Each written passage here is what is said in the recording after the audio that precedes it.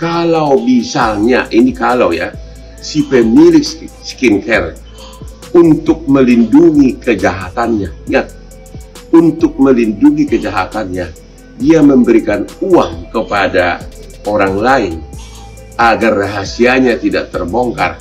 Apakah itu termasuk pemerasan? Saya mulai berpikir jernih, bebaskan Nikita, cukup diganti uang. Kasus ini bukan kasus pidana. Kalau mau cari-cari, pasti pidana. Ayo teman-teman, jadi aku kali ini punya produk dari parfum Erika Carlina ya. Ini dia brandnya dari Crusita. Teman-teman kalau pengen beli bisa aja langsung, linknya ada di deskripsi. Gitu aja ya, singkat. Dan ini ada keripik pisang yang aku makan. Ya aku jual buat aku makan. Ini ada ukuran besar, sedang dari kecil. Yang pengen beli juga linknya ada di deskripsi. Jadi kali ini kita bakal ngebahas apa sih? Nah, jadi kali ini kita bakal ngebahas tentang Hotman Paris. Bahkan di sini ada Farhad Abbas yang mengomentari tentang persidangan Nikita Mirzani, teman-teman. Wah, makin seru sih. Kita lihat statementnya seperti apa. Ya, buat teman-teman yang baru mampir, jangan lupa guys diklik dulu tombol subscribe-nya. Karena kenapa? Karena subscribe itu gratis. Dan ingat, biar kalian tidak ketinggalan berita viral. Karena gosip gak pernah mati, drama di Indonesia gak akan pernah habis. Kita mulai videonya sekarang juga. Let's go.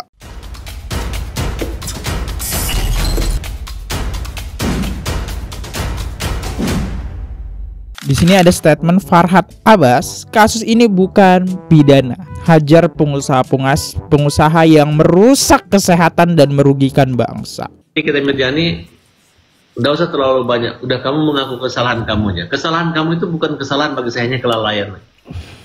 Apes.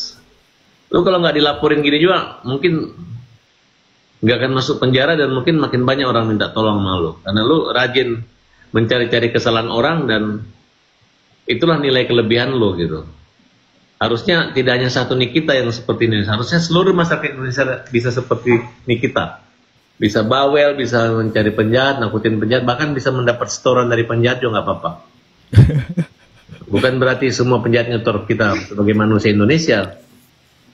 Biar penjahat itu berpikir untuk bekerja secara legal, sah, bayar pajak daripada bayar nyuap influencer atau afiliator atau apa kayak gitu. Kira-kira seperti itu. Jadi kesempatan ini Farhad Abbas, saya mulai berpikir jernih, bebaskan Nikita, cukup diganti uang.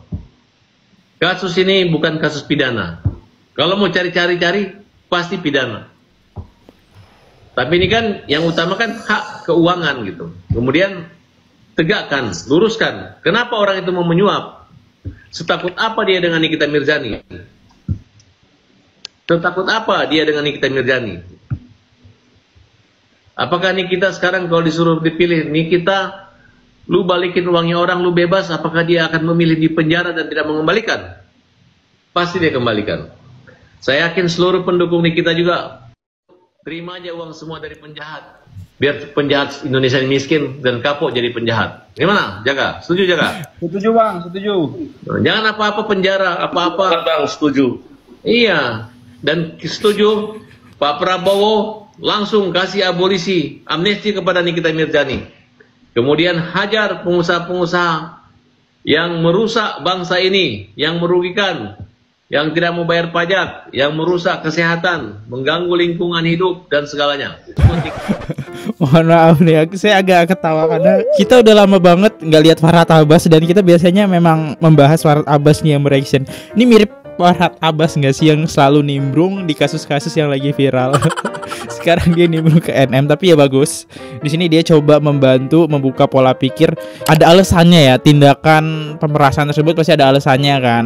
Emang apa sih yang dilakukan oleh Dr. Reza Gladys sampai mau membayar Nikita sejumlah 4M? Bahkan Nikita sendiri pernah menyampaikan di sosial medianya dia pengen mengembalikan uang tersebut 4M, bahkan ditolak Dr. Reza Gladys, pengen lewat jalur hukum aja. Ya, seperti itu. Itu yang statement Farhad Abbas pertanyakan kan. Dan tadi ada statement lagi dari Farhad Abbas, apa-apa dipenjarakan, apa-apa bukannya mirip Farhad Abbas sih, apa-apa dilapor, apa-apa dilapor. Dulu sering banget kan Farhad buat laporan kan. Kemarin ngomong A, besok ngomong B. Maklum manusia suka lupa gitu ya. kita ke statement yang oke, Hotman Paris lah ya, di atasnya Farhad Abbas ini menurut saya ya. Hotman Paris, Hotman mau memberikan komen terhadap ada ratusan ribu fans Hotman yang meminta agar Hotman memberikan bantuan kepada Nikita Mirzani, ya. Perlu saya tegaskan di sini bahwa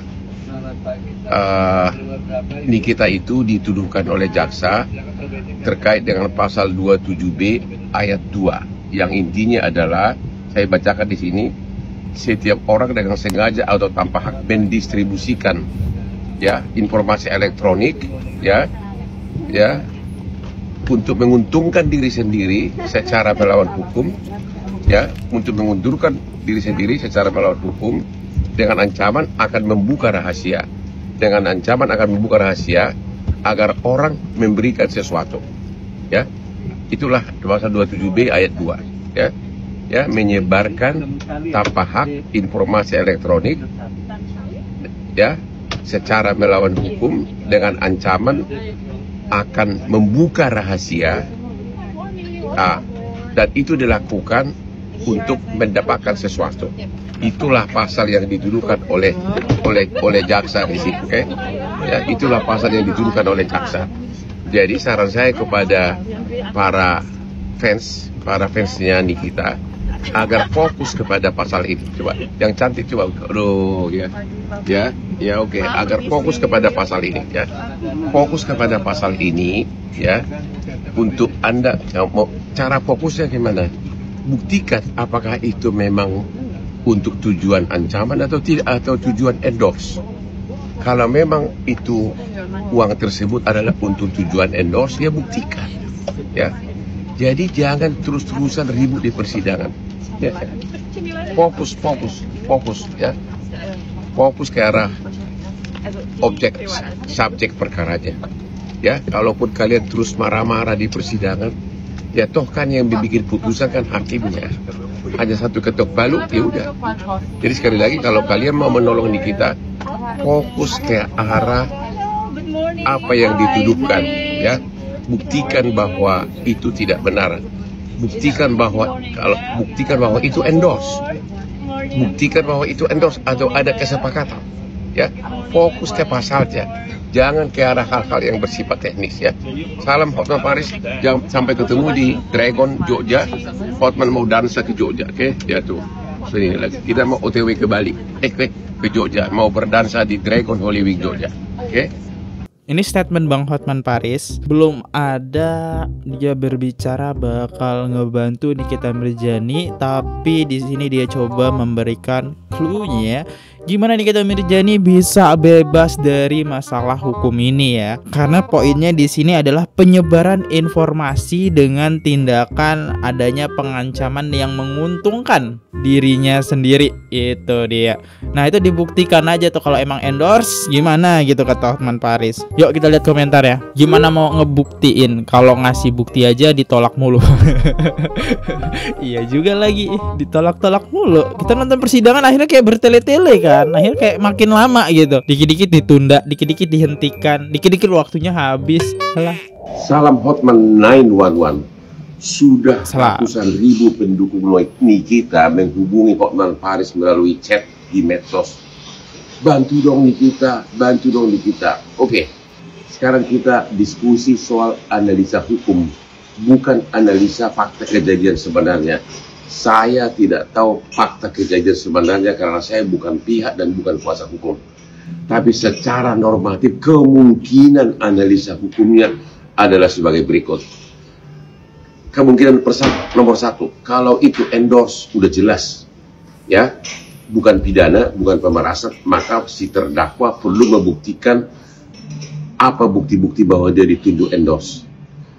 Kemungkinan kedua, kalau si pemilik skincare tidak mempunyai cacat apapun, produk skincare-nya tidak melanggar hukum, semua sesuai dengan ketentuan BPOM, ketentuan perundang-undangan, artinya si pemilik skincare itu tidak melakukan kejahatan. Jadi tidak perlu ada yang ditutupin. Kalau tetap diminta uang, itu jelas adalah pemerasan, ya. Tapi yang paling serius adalah kemungkinan nomor 3. ya, ini fokus kepada kemungkinan nomor 3 ini. Kalau misalnya, ini kalau ya, si pemilik skincare untuk melindungi kejahatannya, ya, untuk melindungi kejahatannya, dia memberikan uang kepada orang lain agar rahasianya tidak terbongkar. Apakah itu termasuk pemerasan? Ya, misalnya skincare-nya itu mengandung cacat, hukumnya itu persyaratannya tidak dipenuhi sesuai dengan ketentuan BPOM, sesuai dengan ketentuan perundang-undang. Artinya si korban ini diduga melakukan kejahatan, dan untuk menutupinya dia memberikan uang kepada si terdakwa. Kalau itu benar ya, kalau itu benar, faktanya seperti itu, maka analisa normatif hukumnya semakin berbeda lagi. Setidak-tidaknya bisa meringankan si terdakwa. Jadi sekali lagi, fokus.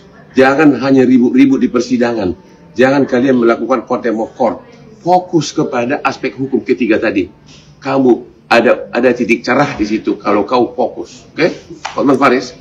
Ya, dari poin ke-1, 2, ke-3 aku lebih suka statement yang ketiga sih. Produk RZ ya.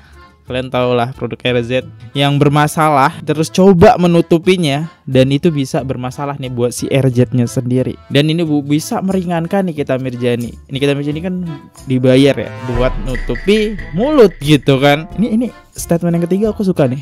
Kita lihat komentar-komentarnya. Menurut saya yang orang awal dan sudah mengikuti ini dari awal persidangan, saya melihat ini ada di poin ketiga. Si DRG yang sibuk nyari-nyari minta ketemu sama Nikita Mirzani dan mau bayar dia uang 5M.